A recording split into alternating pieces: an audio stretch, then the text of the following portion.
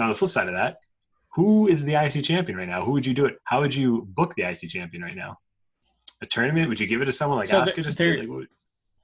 It's Friday, guys. We're recording this on a Friday night, but they're starting the Intercontinental Championship tournament tonight, so it's going to be a tournament.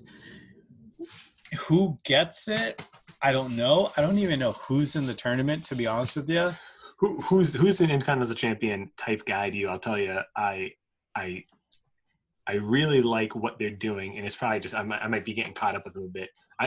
Ziggler can have the champion first of all. He can have the IC title. He was born to have it. He can have it whenever he wants. I think he adds a lot of like a Mr. Perfect type. Yeah, exactly. Great work. I think the crowd's always into him. He's willing to do anything, and you believe it for him because he's not that main event guy. It would be fun to see a program if they were to kind of lengthen him and Otis. And put the IC title, I think, in there. I know Otis has a Money in the Bank contract now, so it's not going to happen. If this was a couple weeks ago, maybe it would have been different. But who do you think is just, who's your IC guy right now? Like, who's the worker who needs the rub, who can add something to the title, who can take something from the title himself? So if I'm not going to be on TV, I would probably choose Lashley. Oh, I'm sorry, if I'm not going to have a crowd. Okay, I take that back. If I'm not going to have a crowd, I would probably choose Lashley. I think he needs it desperately, and you can just take him away from Lana and maybe, hopefully, create a beast without the crowd. I think the problem with Lashley is when he comes out with the crowd, there's no reaction ever, right? Ever. So I think with him, this is a good opportunity to put a title like that on him and create just a monster because he's freaking gigantic, and he is a very good athlete too on top, and he's very believable, and I think he's somebody that you can put the title on with no crowd, so you don't have to worry about reaction, and just build him up to be like this beast, and hopefully whenever we get crowds back, he's believable. Outside of that, I'm always a Styles guy. Like, I'm always a Styles guy. Listen, are you going to put it past Vince? And he's pissed he didn't think of this first. Throw the virtual crowd in there. Put the WWE 2K17 crowd in there when every third person is doing the same thing. Have them boo and cheer as you want. Vince has been wanting that for his entire career. He'll get whoever he wants over. They are on Fox, and they're the ones trying to do it in real professional sports. So why not have it in wrestling? I don't like the indication there. I don't like the insinuation that this isn't a real professional sport. But I am all for AJ winning it. I don't know the bracket, so I'm just making this up off the top of my head. I'm assuming Daniel Bryan's in the bracket somewhere. I am all for a no crowd. Don't worry about reaction and just let AJ and Daniel do their thing until we get crowds back. I think it's a great way, especially on SmackDown. 5 hours a night, 5 hours a week. Oh. Just a 5-hour Iron Man match every week. 3 hours on Raw, 2 on SmackDown, Styles and Bryan. Seriously. You can go through the commercials if you want. I like it. Seriously, if you're only getting, right, the news is crushing everybody. If you're only getting a 1.6 or a 1.7 or whatever they're getting as a rating, you're basically just getting your hardcores at the moment. So why not? Perfect time to appeal to the hardcores by having two of those guys just go at it, and maybe that makes the hardcores drive their friends into just watching it, because God, those two guys would absolutely crush any type of program. And it's a perfect time to have two guys go through a 3-month program. Well, you raise a very good question. Do any hardcore wrestling fans have friends that aren't also hardcore wrestling fans? Well, So, moving away from it's funny that either of those two things on any given week. It's been a really busy week for wrestling news, and I was a little surprised I actually didn't see anything on ESPN over the past few weeks about Becky Lynch, or even about Sami Zayn. I thought that they had a friendly relationship with that. Instead, you're on ESPN. You're seeing 3 things about UFC every week. You're seeing every single former athlete in their 70s succumbing to COVID-19, and you're not seeing much wrestling. But I was a little surprised to see that. But one that really is has kind of popped up into the news, especially locally. We're recording this in the greater Boston area. SummerSlam. It was scheduled for Boston. Boston Mayor Marty Walsh, I think last week or the week before that, said we're not going to have any large gatherings in Boston through Labor Day, which is September. So Vince, by all accounts, is dead set on having SummerSlam. Whether he moves it back into September and keeps it in Boston, and who knows what things are going to look like then, or if he moves it to Florida or something like that. I don't know what's going to happen. Yeah. Any thoughts, on what they're doing with SummerSlam, what they should do with it, or even if they should just take it week by week at this point? Because my God, who knows? Why is Vince acting like he kind of knows what's going to be the case in August and September? Yeah, I mean, this is a weird time. I think it's a weird time for everybody. You don't know what the heck is going to happen. I don't know if you saw Dave Portnoy the other day. I think it was yesterday. He just went on this epic rant about you're keeping us inside to stabilize a curve, and then all of a sudden you just flip the switch and say we need a cure. And I'm not trying to get into politics or anything like that, but like the ultimate point is things can change. Like, okay, we just need to flatten the curve, but we might need a cure the next day, right? So like you don't know what's going to happen there. It's a shame that we're not going to get 4 shows. It's 4 shows. It's NXT, SummerSlam, Raw, and SmackDown. All were supposed to be in the TD Garden in Boston. We were going to go. We were probably going to go to all 4 shows, and now we're not going to be able to. I think my wife can hear you almost on that one. But I mean, in my personal opinion, with the way things are going right now, I think they should hold it with no crowd in Florida or Arizona, wherever the hell they want to hold it. Whatever crazy governor wants to say, hey, yeah, come over here. It'll be a Republican governor, not the end of politics anyways. So Undertaker, 15-year contract one.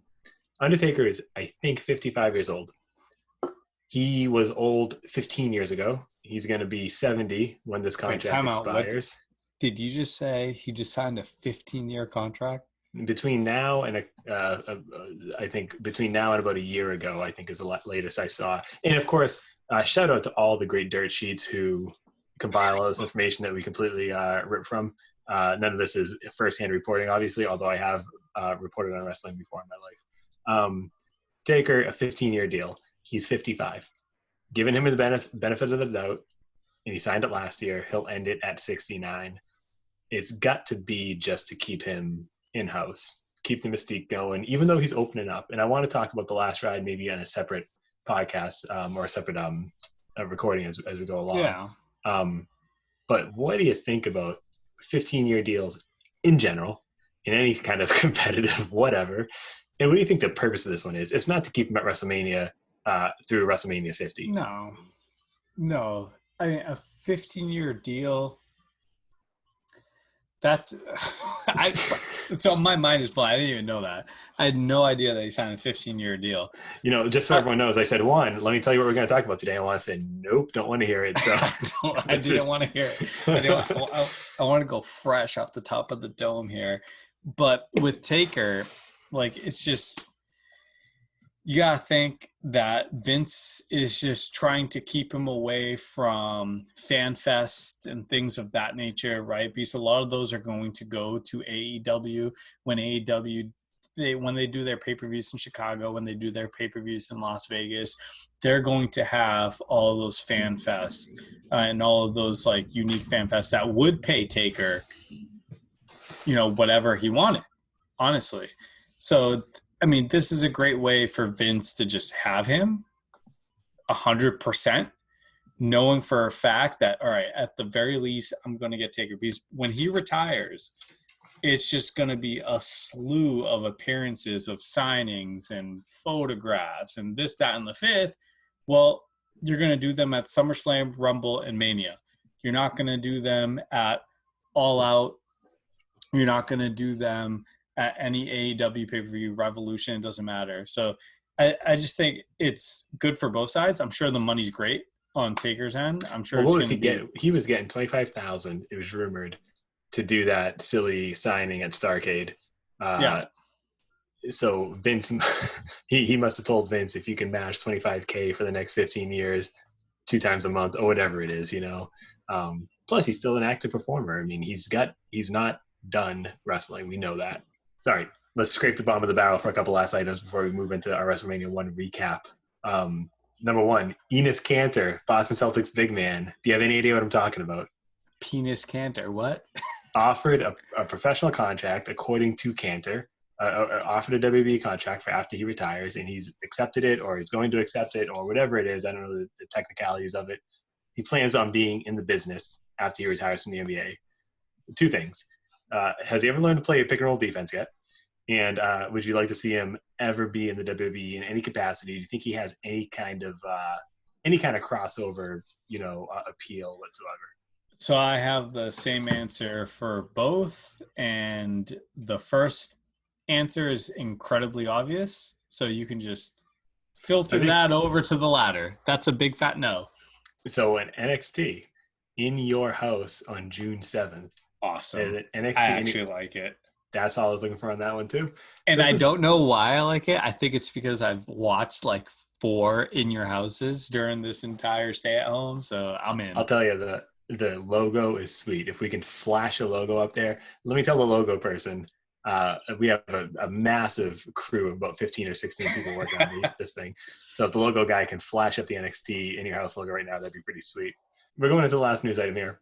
It's of the tag match variety and of the did you know that variety, as in did you know that the WWE even follows their own rules? They don't follow any of their rules, one, but on Monday night in the tag match, when Seth Rollins, who is the illegal man in his team, attacked Rey Mysterio, who is the legal man in his team, instant disqualification against Seth Rollins. Rey Mysterio's team gets the win. What? Since when? So apparently Vince McMahon has a rule where the illegal man attacks a legal man during a match. I watched this too. What? And it's a disqualification for against the team, the offending team. So obviously we all knew that was generally a rule of thumb, but since when? When's the last time you saw it enforced? It's like when you see it's like when an umpire calls like a pitch clock violation on a 3-0 count or something like that. It's the rule, but he'll never call it. And is the ref acting of his own volition here and saying you're DQ'd because he broke Vince's rule? Or is that part of the script and Vince assumed people knew it? It was awkward to me when it happened. I don't understand why it happened. Do you have any thoughts on this phantom DQ rule that's apparently – and what other rules does Vince have up his sleeve that we don't know about? So I think we all know it's a rule. Off the top of my head, I thought it was like a 5-count thing, right? It's a 5-count. When you get tagged in, yeah. If you get tagged in, you can beat on this dude for 5 minutes, for 5 seconds. For 5, right. And you said that they got... But this was Rollins was out of the ring, and Ray was running for the 619, and Rollins caught him and kind of threw him to the ground. That was the DQ. So what happens when... And this happens all the time in tag matches, where the guy comes over, right? You're about to make a tag, and then he pulls his feet from the apron and he falls, and you can't make a tag. Is that an automatic DQ? There's no consistency through this at all. What I hate more than anything, even more than just purely bad wrestling, is when they treat their fans like numbnuts. So I watched this, and you're gonna have to remind me. Like, did the referee like have a struggle? You said it was immediate. Like, legitimately, it was a straight up like, you can't do that. See ya. It was like he hit him with brass knuckles in broad daylight. It was that kind of thing. So I would have much rather have had Rollins attack Ray and the ref just go nuts, be like, hey, like, what are you doing? You can't be doing this. I'm like, you need to stop or I'm going to disqualify you. You need to stop or I'm going to disqualify you. And maybe, 5-10 seconds go by and the ref's like, well, okay, like, disqualified, instead of just being, well, no, can't do that. Nope. See you later. Nope.